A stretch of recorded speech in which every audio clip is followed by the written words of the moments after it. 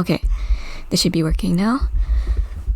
I am impulsively making this video because I know it will be extremely helpful for many of you guys in studio and want to render really quickly.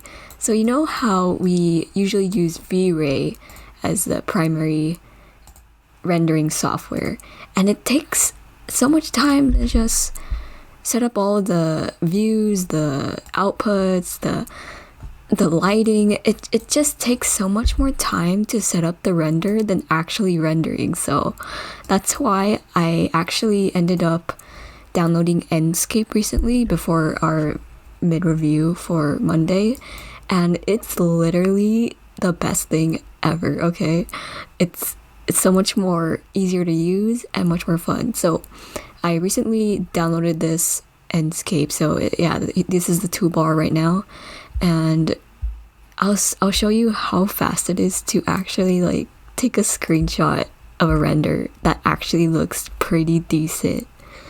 So yeah, it's a really good rendering software. Like, see, I'll let you know that it just sets up the lighting for you. Here you got like the beautiful sky in default.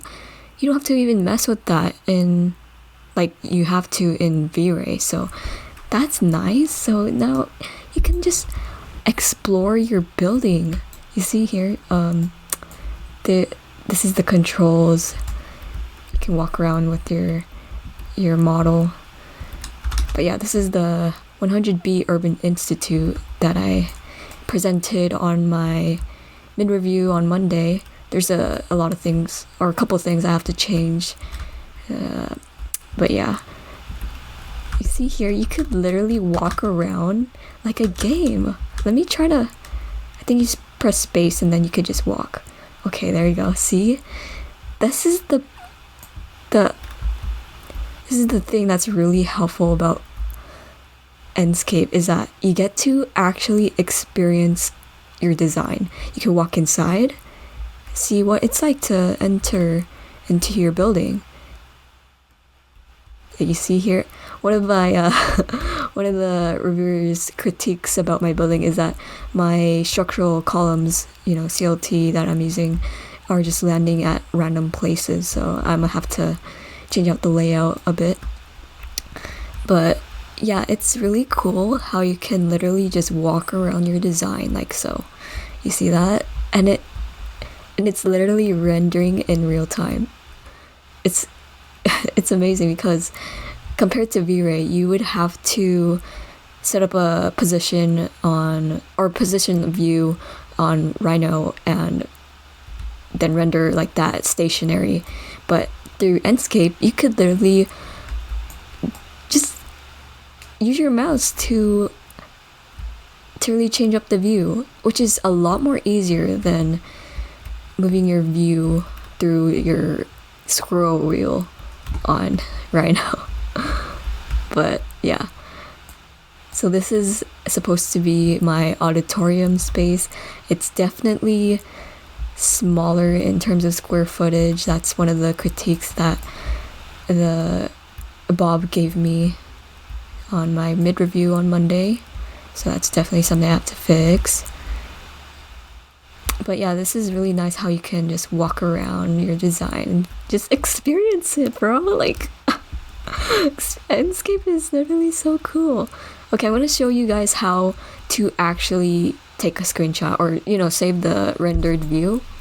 So it's actually quite easy. So there's this button here at the top and it just says screenshot. You press, okay, hold on, let me set up a view first.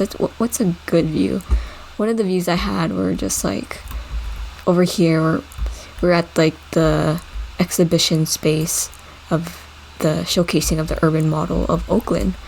And you see here, I think this view looks pretty decent. So you press the top here, screenshot, you just save it on your desktop or something, and you'll see how fast it actually saves. See, it's so fast. Compare that to V-Ray, Wow, amazing. And it you see there, that's a pretty decent render considering the amount of time it took to actually set up the view and just have the render. It's really quick and easy. So I would definitely recommend you guys to switch from Vray to Enscape if you want to save a little bit more time in terms of rendering. Because Enscape is literally a life changer. You see here, the shadows are amazing. The lighting is great. And this is the default settings. So it's not like V-Ray where you have to know all these little kinks and stuff. Alright, we're at our very 4th floor. The thing that I am just like trying to think about in my design is this use of the staircase. So if you notice from the facade, there's this staircase that is reflected on the facade of the building that goes all the way up to the top floor. Okay, I jumped off from the 3rd floor of my building. Don't do that in reality, okay? But you see here, that is the staircase idea that is reflected in the facade. And the reason why I put my entrance here instead of the typical corner entry is because there's this plaza over here called the Frank H. Ogawa Plaza, and it's a really open space, and I feel like this is the area in which bikers, bicyclists, pedestrians would be coming from. So I feel like most of the traffic, it would be coming from here, and then people would be, this is the Hot Boys restaurant that really is a very lively place, because when I visited the site, there's music booming, and so I feel like this would be a great entryway to continue the liveliness of this corner. I feel like it would be a shame to just close it off at this part of the building. So this is why I decided to put the entrance here. And then, yeah, this is the street front exhibition. Yeah, this is my design so far. My mid-review was pretty good. I got a really good feedback from both of the instructors who were there to review my project. But yeah. Oh, another big thing about my project that I still need to work on is the spacing of the CLT beams and columns, I meant. Because the thing that my professor said about CLT columns is that if it's square, he flags it. Typically, when you have different spans, you can play around with the thickness of the column. So that's something to discuss later. Oh, and let's see. It's not modeled here yet, but this is where my exit staircase would be, all the way at this corner here. But from one of the suggestions or critiques that Bob, the other instructor, gave to another student as I was listening, was that it would be nice to have program on the very edge of the building. So I'm going to have to move my exit staircase a little bit, probably closer to the elevator core here. This is the elevator here, so that I can have some program at this edge. And that kind of solves the problem of what the second floor is like, because in the facade, like I mentioned before, the staircase is reflected as this continuous zigzagging glass material that wraps around the second floor. And if I were to put an exit staircase or egress staircase here, it would close off this glass part of the facade. So I think that was a really good suggestion that Bob gave to another student that applied to my project. So I would have to move my egress staircase a little bit over here, and then at the bottom floor I would have a longer hallway that would lead to an exit opening. Yeah. I don't know if I mentioned this before, but I'm pretty strong about my idea of this staircase, but for this staircase, I'm not too sure because obviously when you're walking around, this feels so tight. And I don't know. For me, it feels like a labyrinth at the moment. You see, I don't know. It just like I am always just walking toward a wall. I don't know if that's a great experience to be a part of. Especially at the final floor, you are walking directly close to this wall. So this is kind of bad in terms of circulation because people might be like crossing at around this area.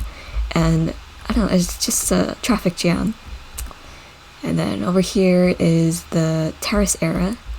What am I saying? Terrace, or outdoor area for I think the working research.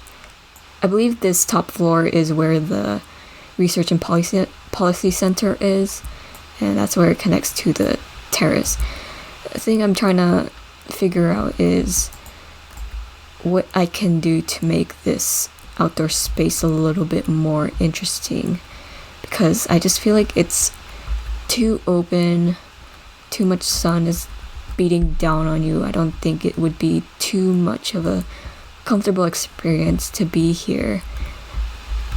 Perhaps I would just continue some sort of bracelet pergola, like, okay. But yeah,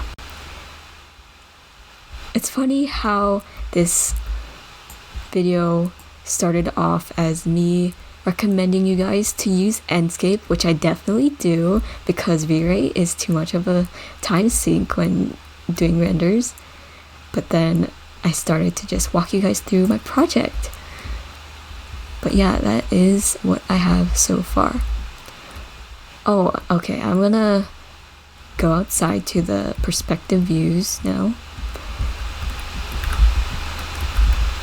So at the moment, you can notice there's a variation of different materials at the moment. So we have the glass, we have some sort of cladding, arm, skin, bracelet, and then something of this variation of glass. So that's what Bob pointed out in terms of my facade, and I should really be focusing on simplifying the amount of materials I'm using for my facade because it is too much at the moment that it is ruining the integrity of the massing system. It's just reading as different complex systems, and it would be better if I just simplified it more. So that's one of the critiques I got, and I totally agree with that because, like, look at this. It kind of just looks like a collage of different ideas, and like Bob said, a lot of ideas are good, but there is a threshold to which too many things are happening that you don't know what's going on. That's a great point that he made. And yeah, that's it. I wonder how my project is looking like so far. I spent way too much time on this over the weekend. I actually track my time through this software called Toggle, and let me just show you guys how long I spent over the weekend on design development before this final review, bro. Oh no. Okay, so I did not procrastinate that much. I started off really front loading my work on Friday a little bit. Oh, I spent 3 hours. So that was this past weekend. And then Saturday, I spent the whole weekend on this project. So, hold on, no. So on Saturday, I spent 12 hours long on modeling my design because, wow, it's such a time-consuming process. So you see, that's the amount of time I spent on Saturday. And on a Sunday, I spent, oh my god, 18 hours? Oh. So yeah, that's like from the process of doing the modeling, finishing the envelope, doing a lot of the interior programming, and layout of rooms. And then once you're finished with the Rhino model, that's when you bring it on to like Illustrator, or Illustrator typically, to fix up the line weights, and that's when you put it onto the mirror board. Let me show you guys my mirror board layout so far. The amount of drawings we have on our mirror boards is kind of insane. We've been using the same board for the whole semester, so that's why it's kind of laggy. Alright. Let's go on to my board that I posted. Oops. Oh, it's laggy. Let's let it load. So, if you listen to, I don't know if I should say this, but I started a new podcast called Design Crisis. So, that's where I basically archive all the useful critiques that I got on my project, and that's where I'll just like review back on it. But yeah, that's good to hear. I'm just gonna quit. But yeah, this is where I have my floor plans, making the diagrams, the sections, the site plan, the rendering, the urban analytical drawing. This is all we had to do for our mid-review on Monday, and you do not understand how long this took me. I feel like it's just such, oh my god, the workload was so much. This is personally the most amount of work I had to do for a project for one weekend. So that's kind of insane, but at least I've gotten through it and fleshed out a lot of things that I needed to do so far. I really like the compliment that Bob gave me on my staircase. He said that this was like one of the first times he's seen where a student didn't just land the staircase onto the floor, but actually have a plinth of a landing and just put some thought on the staircase. That is really great to make. But yeah, that's something that I really liked. These are just some of my own red lines of my own drawing, because that's what my professor told us to do for our next class, is to redline our own drawings based on what we got from the critiques as a response. So yeah, one of my first moves is to simplify the envelope or the exterior skin of my model, because at the moment there's just too many materials I'm using. I'm not going to be like Carmen Pinos, because she is one great architect that I would need more experience to actually pull that off. There's so many variables going on in that project, so I'm gonna have to simplify my project so it's a little bit more easier to understand in terms of clarity.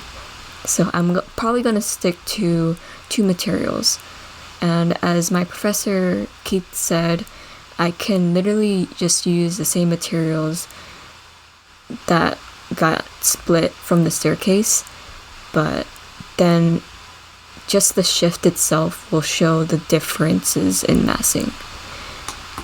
So that was a great point. But yeah, this is my own red line. Oh yeah. So my first thing I'm gonna do too is move the staircase all the way onto... Oh wait. Oh, that would present another problem though. If I were to move my egress staircase onto this elevator here, then at the second floor, the elevator here would not be usable going this way, because I'm really trying to make my design ADA accessible. But the thing is, this second floor is actually split into 2 different levels, because as you can see from this staircase, I engaged the landing here, and then you have to go through another set of stairs to go to the urban model exhibition.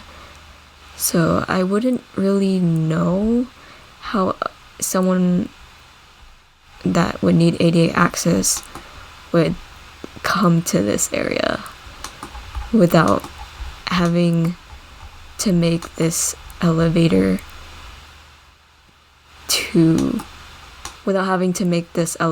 have 2 openings. Okay, that's something to work out. Wow, okay. Obviously my assembly hall needs to be larger. Look at this, it's kind of small, and it's quite an awkward shape for auditorium, so that's something to work on too. I also noted the stairs. Yeah, good to hear. I'm glad that is over with. So, oh my gosh, it's already April. Oh god. So we only really have 3 weeks left before it comes for final review crunch time, and that's gonna be such a stressful time. Oh no. But yeah, I'll wrap this up. I'm just gonna see how my P3D model looks so far. Oh yeah, let me see. So I read from the, what's it called?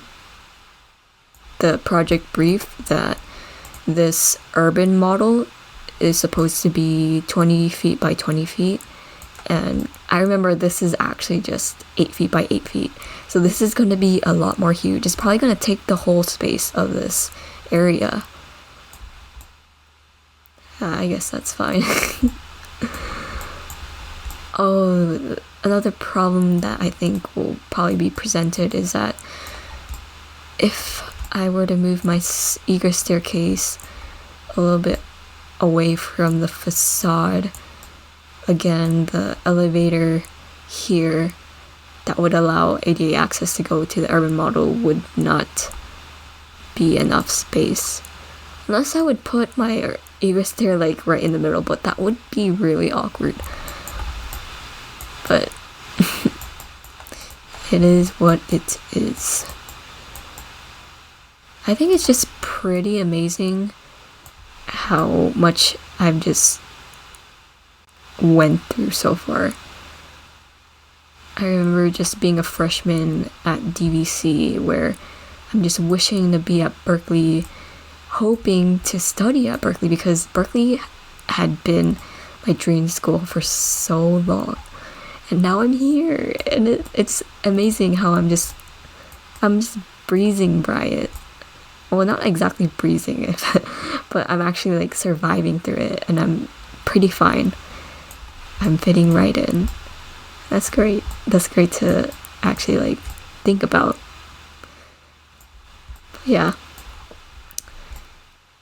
Oh yeah, to mention my podcast, it's called Design Crisis. I will link it probably. I don't know. It's kind of a work in progress at the moment, but I really started it because I was just inspired by the way my reviewers just talk about projects and give feedback, that I wanted to kind of just archive it so that I have something to really like look and listen back on, so I don't forget all the things that they provide me with their wisdom. And yeah, that's also for me to practice my speech, because I feel like my public speaking skills do need a lot of work. I used to be a lot better and confident when I was taking a public speaking class. Back in high school, I was a lot more just like better at speaking, but now I just feel like I got a little bit more soft, especially since we're in Zoom and it doesn't have the same sort of quality or aura of presenting in front of a, like, in person. But yeah, thanks for coming to my TED Talk. I kind of just rambled on, but I'm gonna just leave it at that. Thanks for listening, whoever is listening.